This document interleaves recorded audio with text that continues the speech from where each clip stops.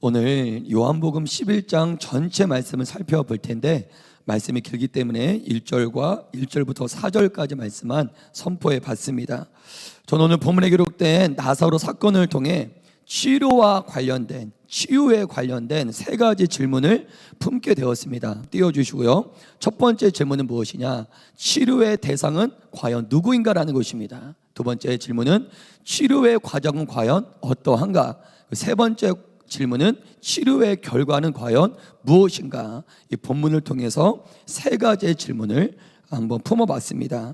우리 첫 번째 질문부터 살펴보도록 하겠습니다. 첫 번째 질문, 치유의 대상은 누구인가? 여러분, 제가 한번 질문하겠습니다. 하나님의 치유는 특정한 자들에게만 필요할까요? 아니면 우리 모두에게 필요할까요? 하나님의 치유는 특정한 자들에게만 필요한 것이 아니라 이 땅을 살아가는 모든 자에게 하나님의 치유가 필요한 줄 믿습니다. 하나님의 치유가 필요하지 않을 만큼 온전한 자, 건강한 자는 이 세상에 한 명도 없습니다. 하나님께 쓰임받았던 성경의 인물들을 보아도 처음부터 온전해진 자는 없어요. 아브라함, 모세, 다윗, 그 외에 수많은 성경의 인물들도 인격적인 결핍과 인격적인 장애가 있었던 사람들이었습니다. 그럼에도 그들이 한 시대에 위대하게 쓰임받을 수 있었던 이유는 무엇이냐? 그들은 모두 하나님께 치유를 받았기 때문인 줄 믿습니다. 누가복음 5장 31절과 32절을 보면 예수님은 자신을 가리켜 의사라고 말씀하십니다. 우리 함께 선포합니다. 시작. 예수께서 대답하여 이르시되 건강한 자에게는 의사가 쓸데없고 병든 자에게야 쓸데있나니 내가 의인을 부르러 온 것이 아니요 죄인을 불러 회개시키러 왔노라. 예수님께서는 자신이 이 땅에 오신 목적을 무엇이라고 밝히십니까? 병든 자를 치료하기 위해서 이 땅에 왔다라고 말씀하십니다. 이 말씀은 곧 무슨 의미냐? 이 세상에 사는 모든 사람들은 죄 때문에 영혼이 병든 병자라는 것입니다. 그렇게 모든 사람은 하나님의 치유가 필요한 치유의 대상자들인 줄 믿습니다. 그리고 오늘 본문의 말씀을 보면 하나님의 치유가 필요한 세 사람이 등장합니다. 누구입니까? 마리아와 마르다 그리고 나사로입니다. 나사로는 육신의 질병, 즉 죽음에서의 치유가 필요한 사람이었습니다.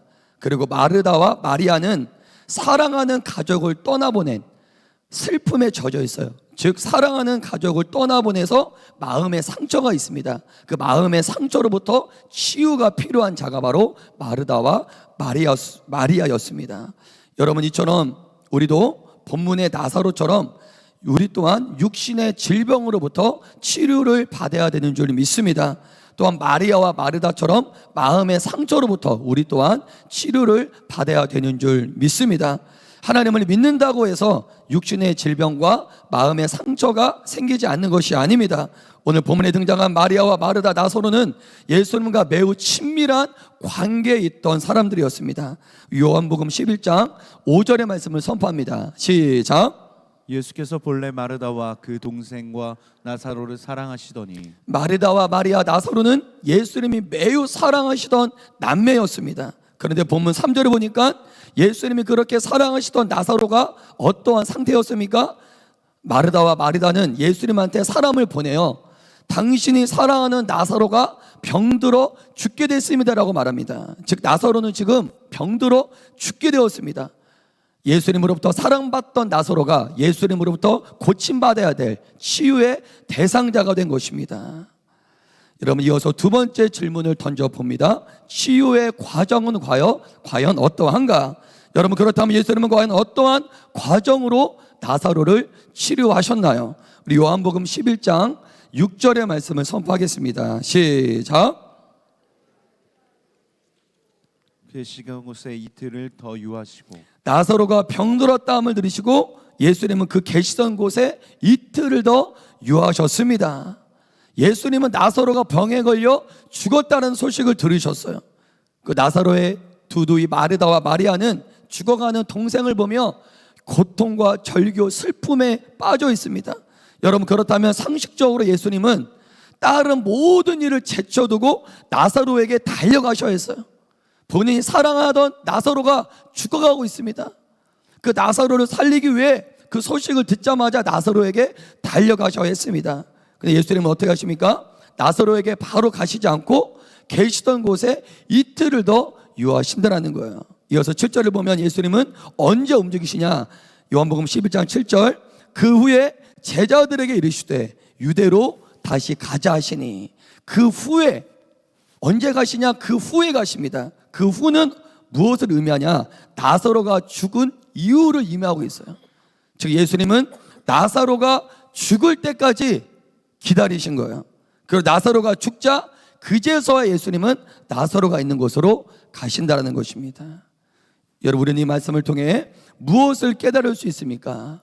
하나님의 치유는 사람이 정한 때에 일어나는 것이 아니에요. 아멘이십니까?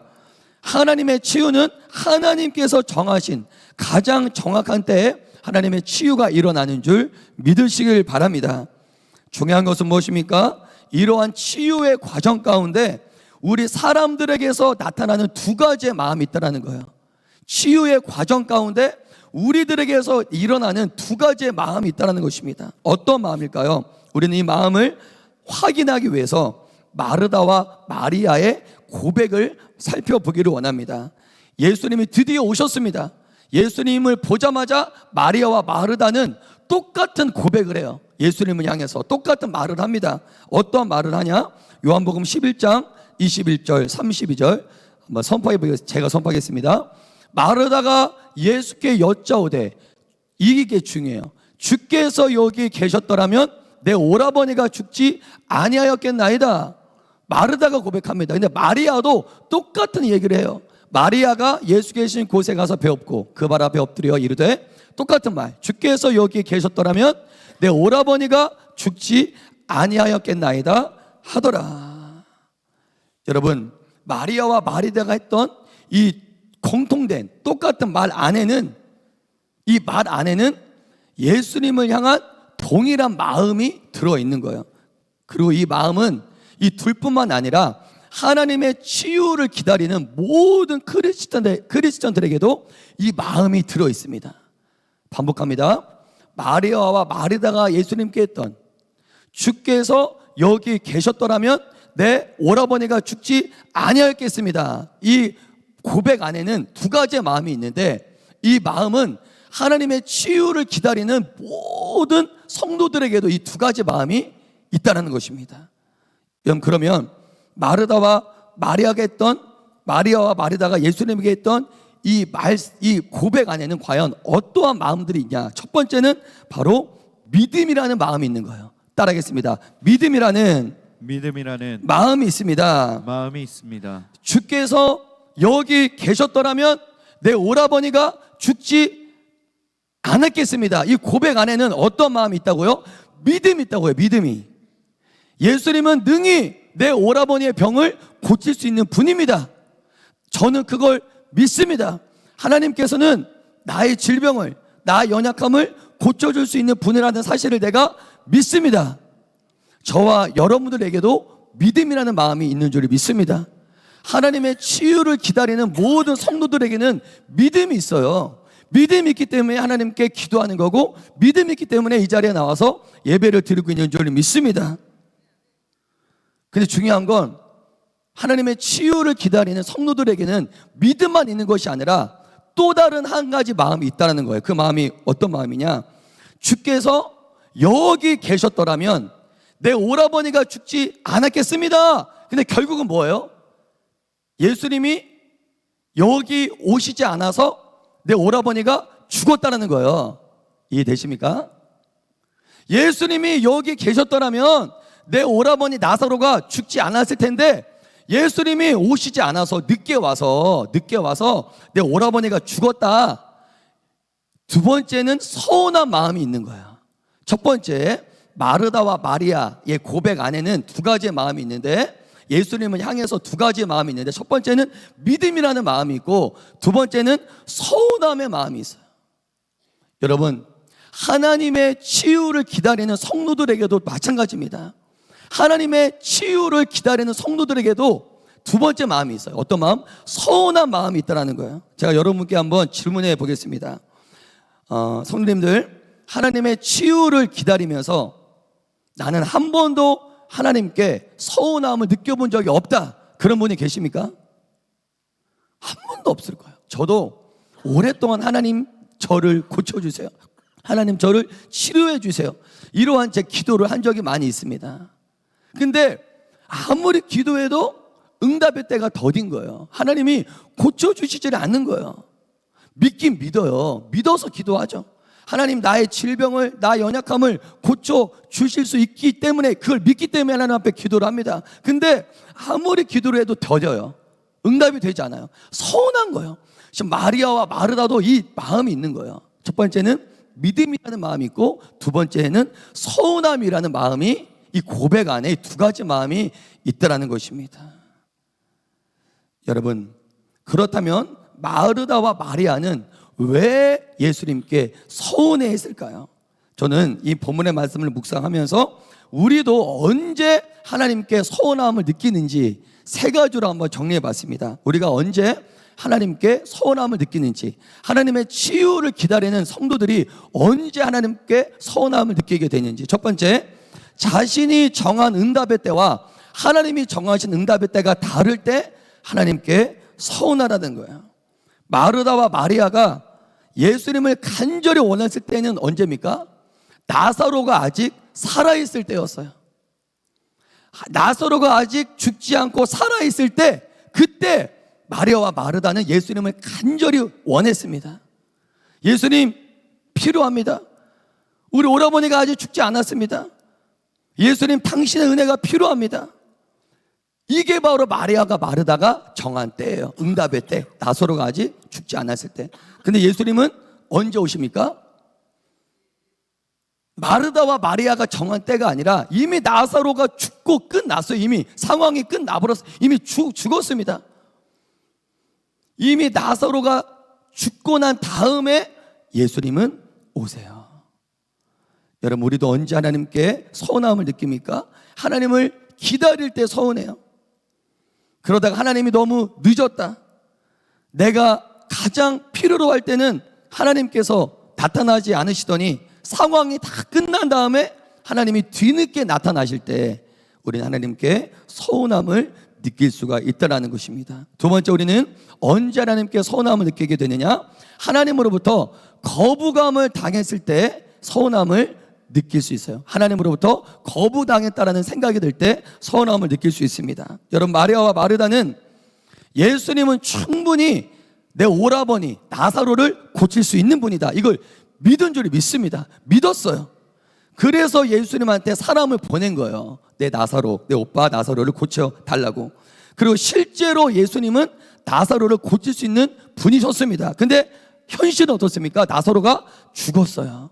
이건 무엇을 의미합니까? 예수님이 나사로를 살리지 못한 것이 아니라 예수님은 나사로를 안 살린 거예요. 살리지 않으신 거예요. 그렇게 마르다와 마리아는 이해한 것입니다. 여러분, 우리는 언제 하나님께 서운함을 느낍니까? 하나님은 모든 걸 다 하실 수 있으세요. 나의 질병을 고칠 수 있으세요. 나를 치료할 수 있으신 분이세요. 아멘이십니까? 하나님은 모든 것을 다 하실 수 있으신데도 왜 나의 질병을 고쳐주시지 않지? 왜 나의 기도를 들어주시지 않지? 하나님께 거부당했다고 느낄 때 우리는 하나님 앞에 서운함을 느끼게 된다는 것입니다. 세 번째, 우리는 언제 하나님께 서운함을 느끼느냐? 하나님의 큰 뜻과 섭리를 모르고 눈앞에 닥친 현실만 보일 때 서운함을 느낄 수 있어요. 여러분, 지금 마르다와 마리아는 뭐만 보입니까? 나사로의 죽음만 보여요. 그 죽음을 통해 예수님께서 이루실 엄청난 큰 역사는 보지 못합니다. 만약 마리아와 마르다가 나사로의 죽음은 예수님께서 나는 부활이요 생명이야, 이걸 계시하기 위해서 잠깐 나사로를 죽게 하셨다, 나사로는, 내 오라버니 나사로는 좀 있으면 다시 부활한다, 다시 살아난다, 이 사실을 알았다라면, 그 하나님의 엄청난 크신 역사를 알았다라면 마르다와 마리아가 서운했을까요? 서운하지 않았을 거예요. 오히려 더 기뻐했을 것입니다. 하지만 마리아와 마르다는 자신에게 일어난 문제만 보이지 문제를 통해 이루실 하나님의 큰 뜻과 영광을 알지 못해요. 우리도 역시 마찬가지입니다. 눈앞에 닥친 문제만 보이고 그것을 통해 이루실 하나님의 큰 뜻과 영광을 보지 못할 때 하나님께 서운함을 느낄 수가 있어요. 여러분, 그런데 하나님에 대해서 전혀 서운해하지 않는 두 사람이 있습니다. 이런 사람은 하나님께 전혀 서운한 게 없어요. 어떤 사람일까요? 첫 번째는 하나님에 대한 믿음이 아예 없는 사람. 하나님을 아예 믿지도 않아요. 하나님의 존재 자체를 부정합니다. 하나님이 없다, 하나님이 계시지 않다, 그런 사람은 하나님께 서운한 것도 없어요. 하나님을 아예 안 믿는데 서운한 게 뭐가 있겠습니까? 또 다른 사람이 있어요. 하나님께 전혀 서운함이 없는 또 다른 부류의 사람. 어떤 사람이냐? 하나님을 향한 절대적인 믿음, 하나님을 향한 절대적인 신뢰를 가진 자들은 하나님을 서운해하지 않습니다. 여러분, 그렇다면 어떠한 자들이 하나님께 서운해할까요? 이 첫 번째와 두 번째 사이에 있는 자들, 하나님을 믿지만 믿지 않는 자들. 이 문장이 약간 이해하기 힘들 수 있지만 이해가 돼요. 하나님을 믿지만 또 믿지 않아. 그런 자들이 하나님께 서운해합니다. 대부분의 크리스천들은 이 사이에 있어요. 하나님을 믿지만 믿지 않는 이 사이에 있어요. 하나님의 치유를 기다리는 많은 성도님들은 안 믿을 거면 안 믿고 믿을 거면 확실히 믿어야 되는데 믿는데 믿지 않는 이 사이에 있어서 하나님한테 서운한 거예요. 믿음과 서운함 사이에 왔다 갔다 합니다. 믿어요. 하나님이 나를 고쳐주실 걸 믿어요. 그래서 기도해요.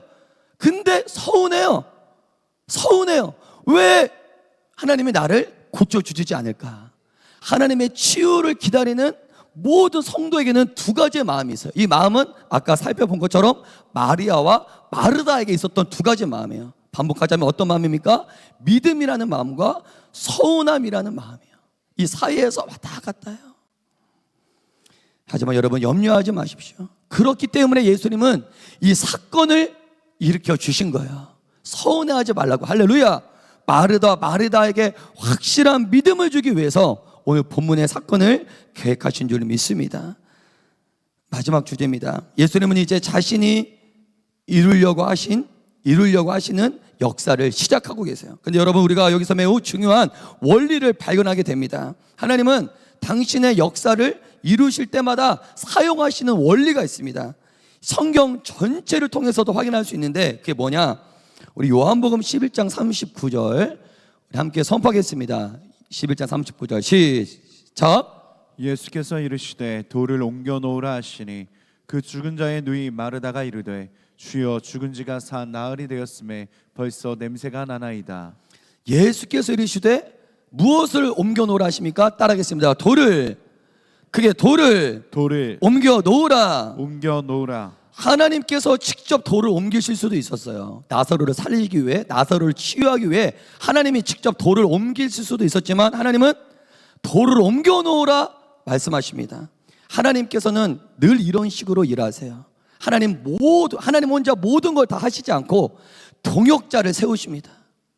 믿음의 사람의 순종을 통해 하나님은 일하는 걸 기뻐하시는 줄 믿습니다. 사람들에게 역할을 부여하신다는 거예요. 오늘 본문에 예수님이 사람들에게 부여하신 역할은 뭐냐? 돌을 옮겨 놓는 거였어요. 여러분, 돌을 옮겨 놓는 작업은 하나님이 아닌 내가 해야 될 작업이에요. 하나님께서는 누군가가 돌을 옮기기 전까지는 당신의 일을 멈추십니다.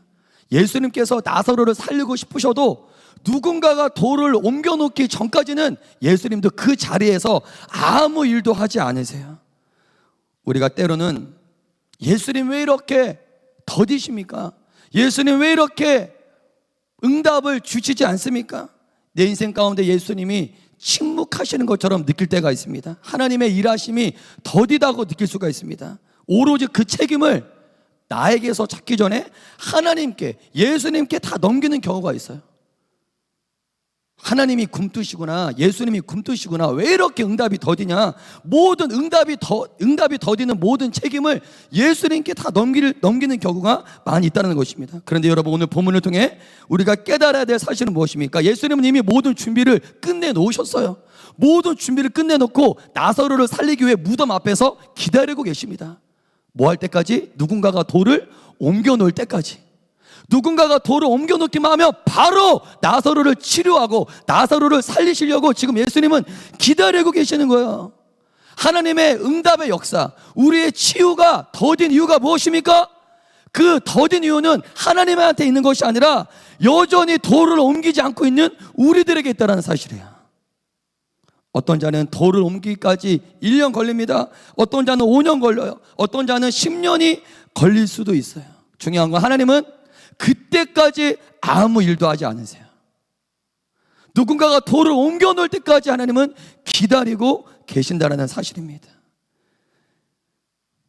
그러면서 하나님이 왜 나에게 응답하지 않으십니까? 서운해하고 있다는 거예요. 너무나 안타까운 일 아닙니까? 여러분, 돌을 옮기기까지는 반드시 믿음이 필요해요. 헌신이 필요해요. 믿음이 없이는 절대 돌을 옮길 수가 없습니다. 이처럼 어떤 자에게 하나님의 치유가 일어나냐, 어떤 자에게 하나님의 역사가 일어나냐, 믿음으로 돌을 옮기는 자에게 치유의 역사가 일어나는 줄 믿습니다. 여러분, 마지막 단계예요. 지금 예수님은 나사로 무덤 바로 앞에서 이제 마지막 한마디만 남겨놓고 있어요. 나사로야 나오라, 이 마지막 한마디. 여러분들의 치유의 때도 거의 다 온 줄 믿습니다. 오랫동안 기도하셨잖아요. 할렐루야. 하나님, 내 가정 고쳐주세요. 내 영혼 고쳐주세요. 내 질병 고쳐주세요. 오랜 시간 동안 기도하지 않으셨습니까? 예수님은 지금 마지막 단계만을 기다리고 계세요. 마지막 한마디, 예수님 한마디면 우리의 모든 질병과 영혼의 질병이 고침받게 되는 줄 믿습니다. 언제 예수님 입에서 언제 치유의 말씀이 선포되냐? 내가 돌을 옮기는 순간, 할렐루야, 그 치유의 말씀은 선포되는 줄 믿습니다. 내가 해야 될 역할이 있어요. 하나님의 치유의 은혜를 경험하기 위해서는 하나님의 말씀에 순종해야 되는 게 있어요. 오늘 예수님께서 돌을 옮겨 놓으라. 여러분들의 돌은 무엇입니까? 하나님의 치유를 위해 하나님이 여러분들에게 요구하신 결단은 무엇입니까? 헌신은 무엇입니까? 믿음의 행동은 무엇입니까? 움직일 때, 내가 행동할 때 하나님도 치유의 역사를 완성시켜 주실 줄 믿습니다. 세 번째 주제입니다. 마지막 질문입니다. 치유의 결과는 무엇인가? 치유의 결과, 치유받았을 때, 치유가 이루어졌을 때 나타나는 결과. 요한복음 11장 40절 함께 읽겠습니다. 시작. 예수께서 이르시되 내 말이 네가 믿으면 하나님의 영광을 보리라 하지 아니하였느냐. 그 다음 말씀 띄워주시고요. 읽겠습니다. 시작. 마리아에게 와서 예수께서 하신 일을 본 많은 유대인이 그를 믿었으나. 치유의 결과는 무엇이냐? 아까 요한복음 11장 40절 하나님의 영광을 보리라 하지 아니하였느냐. 할렐루야. 치유의 결과는 어떻게 일어나냐? 하나님께서 하나님의 영광이 드러나는 줄 믿습니다. 나의 질병에서 고침받으면 내 질병에서 고침받는 걸로 끝나는 것이 아니라 치유의 결과는 하나님의 영광이 드러나게 되는 거예요. 요한복음 11장 45절 마리아에게 와서 예수께서 하신 일을 본 많은 유대인들이 그를 믿었으나. 그 하나님의 영광을 통해 어떻게 결과가 일어납니까? 유대인들이 예수께서 하신 일을 보고 많이 믿었다라고 말씀합니다. 할렐루야. 내 질병에서 치유받으면 그걸로 끝나는 것이 아니라 하나님 영광 받으시고 그 영광을 통해 오늘 말씀처럼 수많은 사람들이 예수님을 믿게 되는 줄 믿습니다.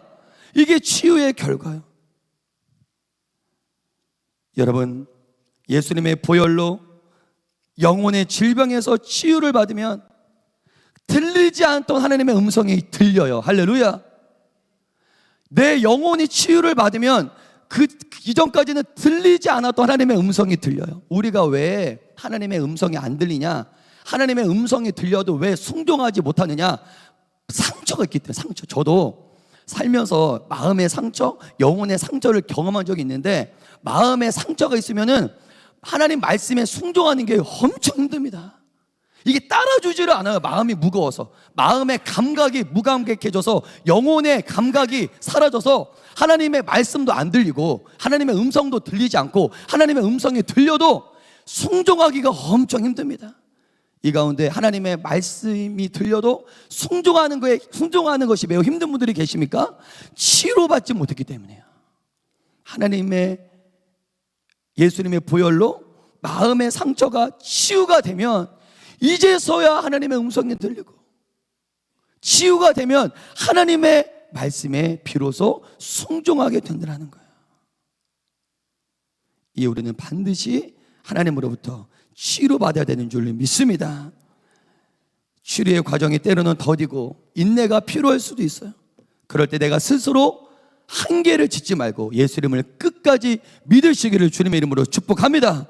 모든 사람들이 나사로가 죽었다라고 말할 때 예수님은 나는 나사로를 깨우러 간다 말씀하신 것처럼 모든 사람들이 너 끝이야, 너 치유받지 못해 이렇게 얘기할 때 믿음으로 선포하시길 주님의 이름으로 축원합니다. 나사로를 깨우러 가노라, 나의 질병을 깨우러 가노라. 할렐루야. 끝까지 믿음으로 기도하셔서 치유를 받는 성도님들이 되시길 주님의 이름으로 축복합니다. 성도님들의 치유를 통해 하나님의 영광이 드러나고 이를 통해 많은 사람들이 예수 이름을 믿게 되는 역사가 일어나길 주님의 이름으로 축복합니다. 우리 시간에 두 가지 기도 제목 선포하고 함께 기도하겠습니다. 목사님들 나와주시고요. 우리 첫 번째 기도 제목 우리 힘차게 함께 선포하겠습니다. 첫 번째 기도 제목 힘차게 선포합니다. 시작! 치료의 과정이 더디어도 서운함이 아닌 믿음으로 하나님의 치유를 사모하게 하소서. 치료의 과정이 더디어도 서운해하지 마시고 믿음으로 하나님의 치유를 사모하시기를 축복합니다. 두 번째 선포합니다. 시작! 나에게 일어난 치유를 통하여 하나님은 큰 영광 받으시고 이를 통해 많은 영혼들이 예수님 믿고 죽게 돌아오는 역사가 일어나게 하소서. 나의 치유가 치유로 끝나는 것이 아니라 그걸 통해 하나님 영광 받으시고 수많은 영혼들이 예수님 믿게 되는 역사가 일어나게 될 줄 믿습니다.